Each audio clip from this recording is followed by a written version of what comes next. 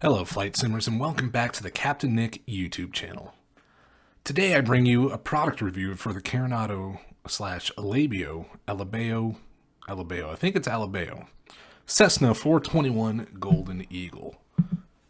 The 421 is the fastest pressurized twin-engine piston Cessna and was produced from 1967 through 1985.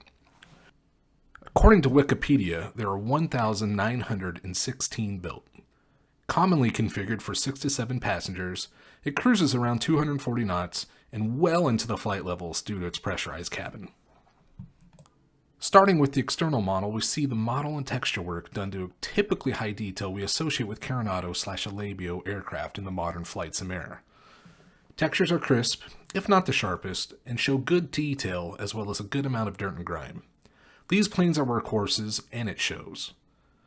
Flight surfaces have vortex generators, static wicks, and generally really well done. The landing gear is equally well done, not extremely detailed, but solid work nonetheless. Moving to the interior, we find that the cabin is pretty well done. The seats look authentic, with no part sticking out as bad. The carpet's decent, windows, etc.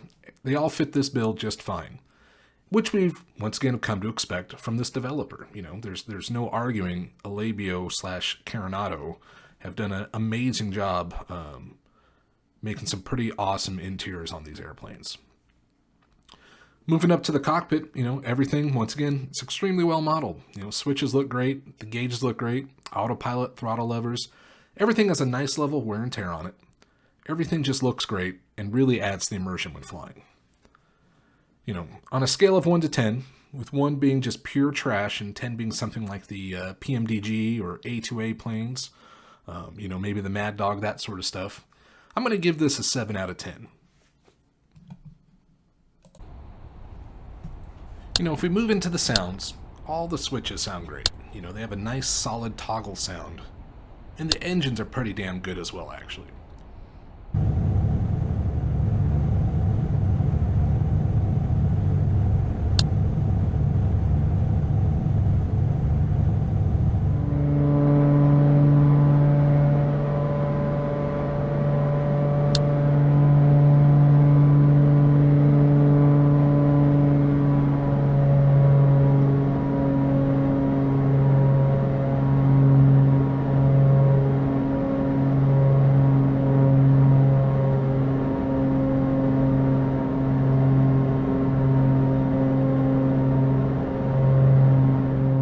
I've never flown in a 421, but I imagine that the low rumble that you have of those big Continental, those geared engines, are pretty close to what we have in the sim. This is one area that I am absolutely sure you will enjoy if you fly it.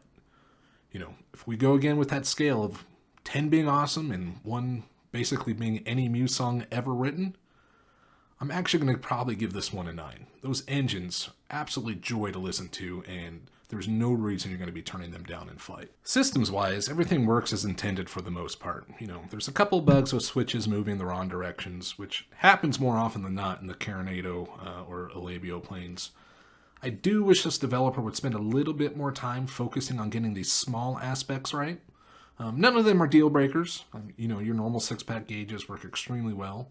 As you can see, I have the Reality XP GTN 750 hooked up in the cockpit, and it works as good here as it does in any plane. The startup sequence is faithful to the POH, even if some of the switches are dummy switches. On a scale of 1 to 10, with 1 being completely useless, and 10 being like a PMDG 747 level of systems fidelity, I'm going to give this one a 5, kind of square in the middle. As far as flying the plane goes, she's a dream to fly. She hand flies really well, as most Cessnas do. I think Cessna and stable are pretty much synonyms in the aviation world at this point, and that's not really a bad thing when you have passengers. Switching the autopilot on once you understand the nuances of the one included with the model, the plane is a great platform to cruise a long way in a piston twin. She climbs well, she turns well, she's pretty easy to manage at every stage of flight as long as you follow the rule of slow down to go down.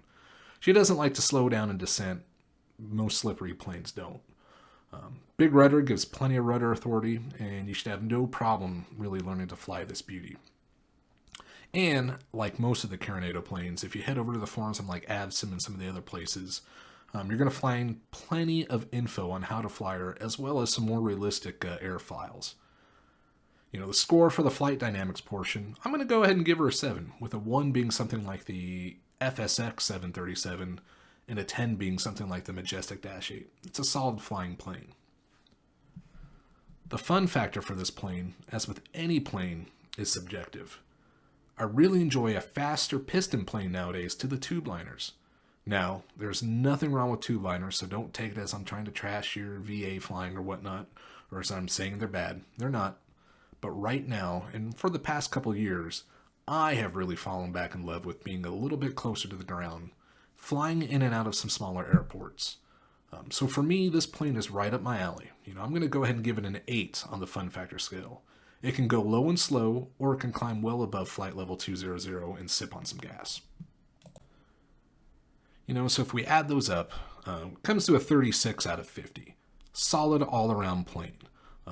It's not as well done as an A2A plane, or, PMDG or something like that. But it's also not completely trash either. It's not a virtual call or something else type of plane. If you like GA flying and you want to fly something that's a bit faster than a 172 that can really go a lot farther and higher, this is a perfect plane for you. It is an awesome piece of entertainment, and if you got the money and you're looking for something to buy, I could easily recommend you guys buy this plane. Anyhow, that's it for this week's episode. If you like what you hear or see, go ahead and hit the like and subscribe button on there. If you have any questions, throw them down below. I answer them all as soon as I can. Anyways, enjoy the rest of your week. Nick signing out.